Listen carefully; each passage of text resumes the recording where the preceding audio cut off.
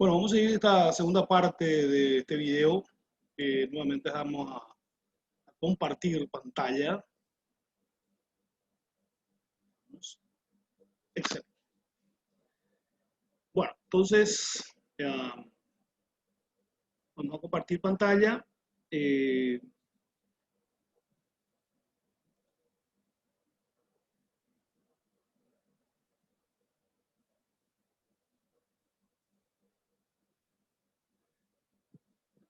Seguimos la segunda parte de esta charla.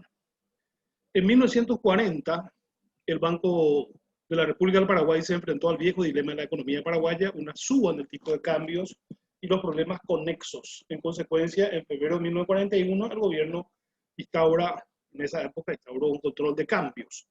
Eso es muy importante. Al ser un país mediterráneo, evidentemente, tiene mucha dependencia de lo que es las fluctuaciones del tipo de moneda. Y bueno, entonces esas situaciones se iban a ir dando en nuestra economía. Ahora, hubo un saneamiento monetario, eso también es importante. Siempre le digo yo a los alumnos que sí o sí tiene mucha implicancia toda la parte social, y eso va promoviendo la parte política, y la parte política tiene una incidencia en la parte económica. Bueno, ese ambiente hubo en este momento, en esa época mejor, y eso propició una reforma monetaria. Es así que en 1943 se instituye el guaraní como signo monetario nacional y se encomendó al Banco de la República la tarea de defender la estabilidad del valor de la moneda nacional. Eso es muy importante porque en estos días, el 5 de octubre de 2020, perdón, la moneda cumplió 77 años. Es una de las monedas más antiguas en el planeta Tierra. En Sudamérica está entre las 5 más antiguas monedas del mundo, perdón, del continente americano, y está también entre las monedas más antiguas en el planeta Tierra. De hecho, es una de las monedas más estables. Ustedes ven, en Sudamérica está por encima de Brasil, encima de Argentina y otros países, porque siempre estamos manteniendo a un dígito el índice de precio del consumidor, porque es una meta que se propone el Banco Central del Paraguay. Ya en su momento vamos a desarrollar esa parte cuando llegue el Banco Central y su carta orgánica. Entonces, el guaraní se instaura como signo monetario desde esa época, de 1943. Asimismo, se decide centralizar la emisión monetaria en el Banco de la República, despojando al Ministerio de Hacienda de esta facultad. Esta reforma monetaria fue acompañada por una reforma bancaria, la cual fue llevada a cabo con la colaboración del doctor Triffin de la Reserva Federal de los Estados Unidos, y así en 1944 se dicta una ley de banco y se crea el Banco del Paraguay. O sea, ya teníamos el Banco del Paraguay, que es aquella institución que funcionaba sobre la calle Independencia entre 25 de mayo y la calle Cerro Corá. Entonces, ahí funcionaba el Banco del Paraguay desde el año 1944.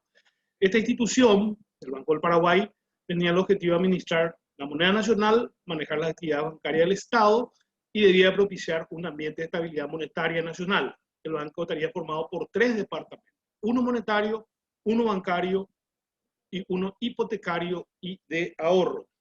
En el año 1952, la misma tuvo como eje los cambios introducidos en la legislación bancaria en 1944 y se crea el Banco Central del Paraguay, sobre la base del departamento monetario de lo que era el Banco del Paraguay.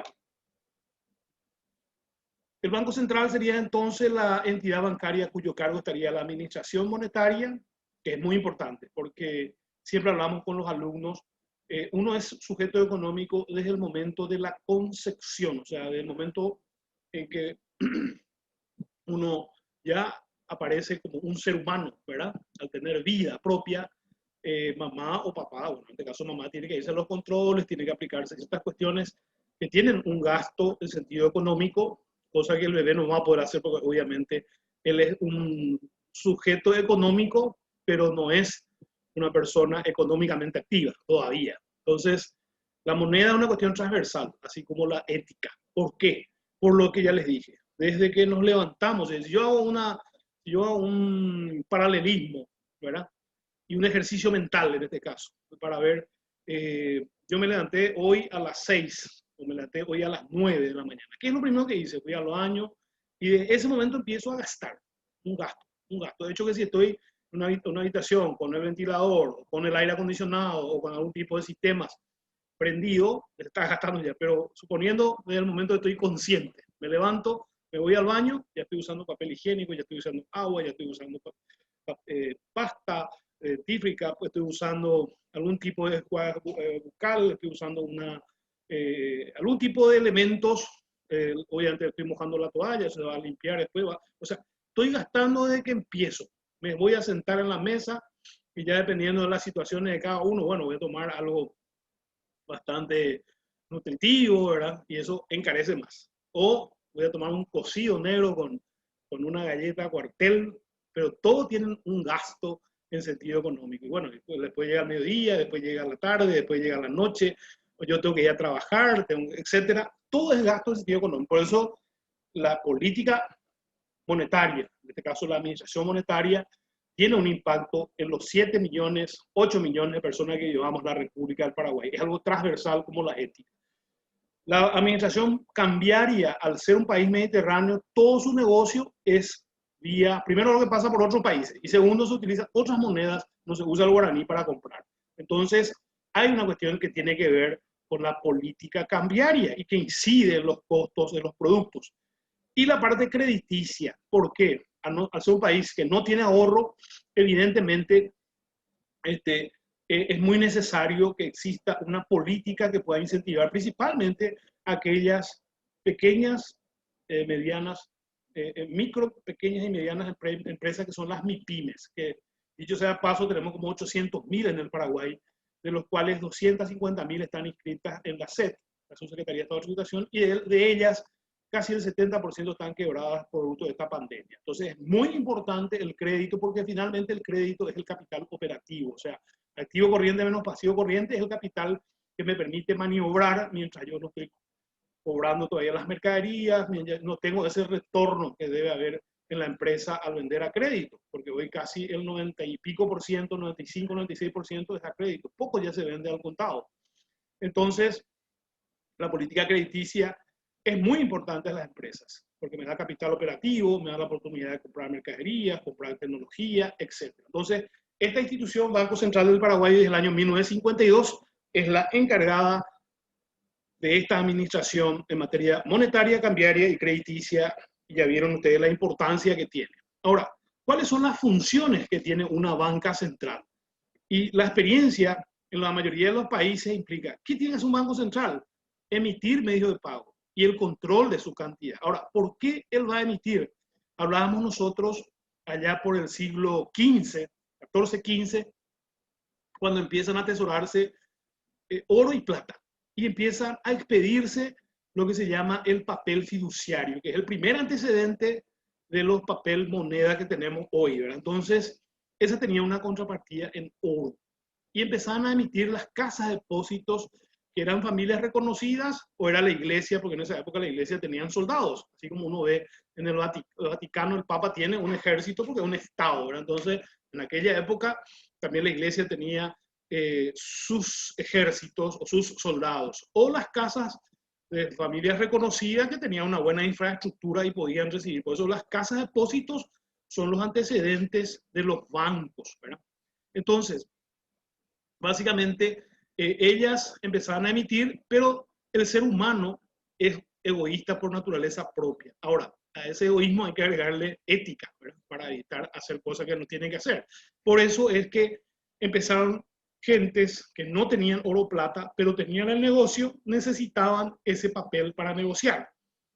Y empezaban ellos a solicitar a las casas de depósito. Obviamente había una promesa de algún tipo de comisión. Eso también, obviamente, hacía que estos dueños de casas de depósitos, o tal vez de la propia iglesia, veían como una posibilidad de rentabilidad. Hasta que, evidentemente, en los pueblos se dieron cuenta de que hay algo detrás, ¿verdad? Porque había más papeles con respecto al oro y plata y empezaron las primeras corridas ya en la Edad Media. Por eso el Estado, ¿verdad? A partir de ahí le dice a las casas de depósitos que después se convierten en bancos, ustedes ya no van a emitir medios de pago, solamente nosotros. Es así que lo primero que dice después el banco o esta casa de depósitos, ¿qué vamos a hacer? Y ahí ellos inventan la moneda bancaria que son los cheques. Y empieza a traer el Estado a regular los medios de pago al encajar, hacer el encaje legal. Y ahí ya buscan otras alternativas como las tarjetas de crédito, como las tarjetas de débito y hoy los sistemas de pagos que vamos a ver también dentro del desarrollo de nuestra materia. Pero entonces, emitir medios de pago hacen los bancos centrales y control de su cantidad, ¿verdad? Hay un elemento ahí que une, ¿verdad? ¿Por qué el control de su cantidad? Porque a mayor cantidad de medios de pagos sin la contrapartida puede generar inflación. Un banco tiene que precautelar por política monetaria la estabilidad de su moneda. Eso es en todo el mundo. Hay bancos centrales que lo consiguen, hay otros bancos centrales, a pesar del intento, no, ¿verdad? Inclusive ustedes van a ver, eso empuja, promueve una dolarización en ciertas economías. Caso de Ecuador en el 2000, caso de Panamá mucho antes, ¿verdad? Y también hay otros países en Centroamérica que están analizando la posibilidad de dolarizar, porque sus monedas perdieron absolutamente, tienen 3 dígitos de inflación. Entonces, eso también es muy importante. Hasta el año 1945, el patrón era el oro. O sea, el que tenía oro podía emitir con respecto al oro que tenía. Por eso había países europeos, ¿verdad?, que tenían una gran stock de oro, sus monedas valían mucho más. En este caso de las libras esterlinas, inclusive los peniques, algunos peniques son de oro. Y a partir después del finalizado la Segunda Guerra Mundial, ya en el año 1945, ¿verdad?, se funda el Fondo Monetario Internacional, donde Paraguay también es país miembro, y que se adoptó en Bretton Woods, en Estados Unidos, en 1945, dice, se crea el Fondo Monetario Internacional, es una institución que iba a apoyar primeramente a los países que tuvieron problemas después de la Segunda Guerra Mundial, caso Japón y caso Alemania, y básicamente, ¿cómo vamos a constituir? Y bueno, vamos a constituir en base a la riqueza de las naciones. Por eso que Estados Unidos tiene el 20% de las acciones, Paraguay tiene 0,000148, una economía más pequeña. Eso que se están riendo ahí ustedes. Acá le estoy viendo a todos. Y en ese aspecto, a partir de ahí empieza como fundamento de las monedas. O sea, para emitir monedas está en relación directa con mi Producto Interno Bruto. En el caso de Paraguay, hoy 47.000 millones de dólares. Lastimosamente, entramos en una etapa muy recesiva. Ya en el 2019 y un masazo final fue este 2020, donde la pandemia hizo que muchas empresas tuvieran que cerrar. Y eso no es bueno para una economía, porque todos sumamos en el PIB. Entonces, es importante el control de la cantidad, es importante, porque si no, es como al diabético tomar azúcar ahí directo ahí por cucharadas. O sea, va a aumentar su diabetes y va a generar problemas. O en el caso del hipertenso, tomar sal directamente. Eso no es bueno. Y para las monedas, emitir no es bueno porque genera más inflación. El otro es la regulación de la cantidad de dinero en circulación y la regulación de la cantidad del crédito también. O sea, también el tema es regular la cantidad por los motivos que ya lo vimos, pero también regular el crédito. O sea, tiene que haber las condiciones, por eso vamos a ver en esta materia, en una de las lecciones, habla justamente de la resolución 1/2007.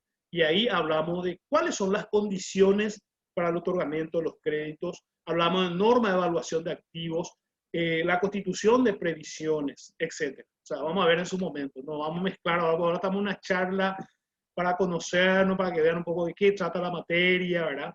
Y bueno, entonces regular estas situaciones que es muy importante, porque por un lado está la política monetaria y por el otro lado ya está la política crediticia. El otro es la regulación del sistema financiero, porque yo puedo emitir medios de pago, controlar la cantidad, controlar el crédito, tener una disciplina, pero no estoy regulando el sistema financiero. El sistema financiero está compuesto por bancos, financieras, casas de créditos, ¿sí? Son 3, pero casas de cambio. Hoy se le agregó las casas de crédito, ¿verdad? Entonces, esos son los que forman el sistema financiero. Si no hay disciplina, ahí va a haber inconvenientes. Por lo cual, entonces, el Banco Central tiene que también regular, sacar normas. ¿Por qué? porque estas instituciones operan con dinero de terceros. O sea, hay interesados externos a un banco o a una financiera y él deposita en confianza. Y si hay una libre albedrío de parte de esta gente, puede haber inconvenientes. De hecho, ya lo hubo. Ya hay experiencia, no solamente en Paraguay, en todo el mundo. De eso también vamos a hablar a lo largo del desarrollo de la unidad. Entonces, regular el sistema financiero. Ahí, si uno ve en el artículo 30, capítulo 3 de la ley 861, los términos parece que uno está en la milicia, ¿verdad? Porque dice disciplina, supervisión, ¿verdad? Habla en términos imperativos. Bueno, el otro es precautelar la estabilidad del sistema financiero y de pagos. Precautelar, o sea, previo, yo tengo que ver ya esa estabilidad, porque de nada me sirve hacer todo el esfuerzo para que esta moneda sea estable, porque hay una serie de medidas, ¿verdad? No solamente la política monetaria, la política fiscal, etcétera, etcétera, porque lo que se protege es el interés de la cantidad de personas que están en Paraguay. Esa es la idea, y que sea atractivo para la gente afuera para venir a invertir. Entonces, ¿de qué sirve hacer toda una serie de medidas, de ejercicio, etcétera, regular, controlar la cantidad, si no hay una estabilidad? Es lo mismo que compré una Ferrari, ¿verdad? Y el piloto, previo a manejar la Ferrari, entra en una bodega y toma, no sé, 10 packs de cerveza, toma 2 botellas de whisky, una botella de ron, ¿verdad? Y se mete ahí al vehículo y obviamente el resultado ya vas a ver a la una cuadra, a las 100 metros, probablemente ya va a chocar 2 o 3 veces y ese vehículo de $500,000 va a ir al tacho, para tiene que ir a una, no sé si se puede reparar. Entonces, la estabilidad es fundamental en el sistema financiero. Tiene que haber disciplina, no hay de otra. Es un negocio particular, es un negocio particular. Ahora bien, están metidos particulares y también el Estado. También el tema de la estabilidad del sistema de pago. Esto tiene que fluir, que es lo que pasó ahora en la pandemia. Cuando no fluye la economía, empiezan los despidos, empiezan los inconvenientes, empiezan los problemas, el Estado no cobra más impuestos, la gente no tiene más para comprar, los negocios se van cerrando y eso no es conveniente. Eso es el apocalipsis, digamos, en materia de lo que es un sistema económico. Entonces, la idea es que esto fluya, tiene que funcionar en forma perfecta. El velar por el desarrollo equilibrado del sistema financiero. En el sistema financiero hay bancos gigantes, hay bancos medianos y hay bancos pequeños. La misma cosa las financieras. Entonces, el Banco Central es el papá de ellas. Entonces, no es como cuando una familia, yo, bueno, tengo una hija de 20 años, tengo un hijo de 12 y tengo una hijita de 3 años. No, yo solamente de 3 a todas, a los 3 hijos, yo le voy a proteger de la misma manera. Obviamente, a alguno voy a tener una especial atención porque es más pequeña, ¿verdad? Pero más pequeño. Entonces, sí o sí voy a velar. Velar significa mirar, controlar el desarrollo equilibrado del sistema financiero. El otro punto es asegurar la convertibilidad correcta de la moneda doméstica, que es el guaraní, a otra extranjera. Y acá un ejemplo rápido, ¿verdad? Yo no sé si entre ustedes hay un argentino, me va a disculpar, porque no estoy diciendo nada malo, ¿verdad? Pero por ahí nomás, no, este profesor, no. Acá hay un tema lo suficiente. ¿Qué pasa con el argentino? Pues yo suelo hablar con gente de la Argentina permanentemente, pues son familiares míos, algunos son argentinos, y te dice, bueno, yo me fui a trabajar y después de trabajar y cobrar una plata, lo primero que va es a la casa de cambio, a un banco, dependiendo la hora. ¿Para qué? Para cambiar a dólares. O sea, ya no hay no se cree, hay un descreimiento, ¿verdad? Es el término, con respecto a su propia moneda. A eso no se tiene que llegar, ¿verdad? Obviamente Argentina es un país muy grande y dependiendo de las políticas, dependiendo de la gestión y el liderazgo que tengan los mandatarios, esto va a haber un cambio seguro y un cambio para bien. Porque también Paraguay hace muchos negocios con la Argentina y hay casi 1.500.000 paraguayos viviendo ahí. Entonces, eso tiene que tener, esa es también una visión o una misión, perdón, que tiene un banco central, asegurar que su moneda se quiera en el exterior. O sea, si viene un extranjero, ¿qué es lo que va a mirar? Mira su PIB y mira la inflación. Ah, ok, esta es una moneda estable, voy a invertir en el Paraguay, que es lo que se vio en estos últimos años, en donde hubo muchas empresas que invirtieron en la República del Paraguay. El otro es actuar como agente y asesor financiero del gobierno. Eso fue una función que viene en los años 40, ¿verdad? Porque el Banco Central tiene toda la información, tiene todas las relaciones con los gobiernos en este caso con los organismos multilaterales. Es el que conoce de estas operaciones, entonces él puede actuar como agente, asesor financiero, inclusive prestamista en última instancia. Cuando empezó en este caso, la pandemia, o sea, al Paraguay, no, en el mundo empezó antes, cuando ya empezamos a tener los primeros casos y el Estado necesitaba fondearse para empezar a hacer algunas cuestiones que tenían que ver con, creo que era el pago, algo así, a la gente que se quedaba sin trabajo, el Banco Central le adelantó 500 millones de dólares al Ministerio de Hacienda y esta ciudad al Tesoro para poder realizar estas operaciones, las primeras operaciones hasta que llegó el préstamo, el primer préstamo, 1.600 millones de dólares. Bueno, hasta acá vamos con esta primera charla que ustedes están escuchando. Dividimos en dos etapas porque después la ley orgánica y sus modificaciones vamos a ver en otra lección. Entonces, espero que les haya gustado, espero que hayan sacado algunas conclusiones de lo que vamos a ver a lo largo de estas 14 clases. Así es que muchísimas gracias, que Dios los bendiga a todos y vamos a estar viéndonos, o sea, vamos a seguir viéndonos a través de este medio, o sea, no vamos a tener clase presencial. Así es que les agradezco mucho y espero que les haya sido de interés para todos.